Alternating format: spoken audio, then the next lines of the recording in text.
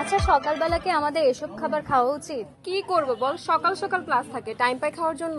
তুই তো জানিস খাবারগুলো কত অস্বাস্থ্যকর, যেমন পুরনো তেলে বারবার ভাজা, অস্বাস্থ্যকর জায়গায় খাবারগুলো তৈরি করা, খোলামেলা ভাবে খাবারগুলো রাখা।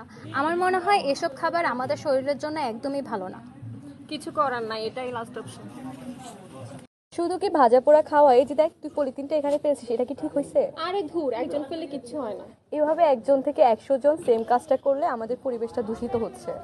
এই যে এই পলিথিনটাই হচ্ছে মাটির সাথে মিশে কোনো না কোনোভাবে আমাদের ফুড চেইনে চলে আসে। আসলেই তো এই সমস্যাটা সমাধান করা উচিত, কিন্তু সবাইকে নিয়ে এটা কিভাবে সম্ভব?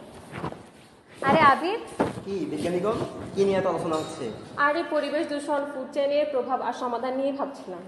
আরে এটা নিয়ে এত চিন্তা করার কি আছে? আমাদের ডিপার্টমেন্ট ফুড টেকনোলজি আর নিউট্রিশন সায়েন্সে তো এইসব নিয়ে কাজ করে থাকে। আমরা সকলে কিভাবে খাদ্য ও পুষ্টি নিয়ে কাজ করতে পারি, অন্যদের শিখাতে পারি এবং নেতৃত্ব দিতে পারি, সেই সুযোগ আসতে চলেছে নোয়াখালী বিজ্ঞান ও প্রযুক্তি বিশ্ববিদ্যালয়। আগামী 14 থেকে 16 সেপ্টেম্বর গেইন ও সান ইউথ নেটওয়ার্ক বাংলাদেশের নেতৃত্বে খাদ্য প্রযুক্তি ও পুষ্টি বিজ্ঞান বিভাগে অনুষ্ঠিত হতে যাচ্ছে একটি প্রোগ্রাম, এবং সেই প্রোগ্রামটি হচ্ছে food system youth leadership training.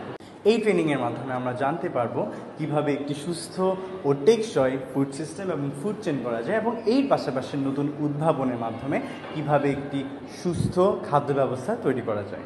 এটি আমাদের জন্য একটি অনন্য সুযোগ, যেখানে আমরা পরিবর্তনের ক্যাটালিস্ট হয়ে খাদ্য ভবিষ্যৎ গঠনে একটি অনন্য ভূমিকা রাখতে পারি।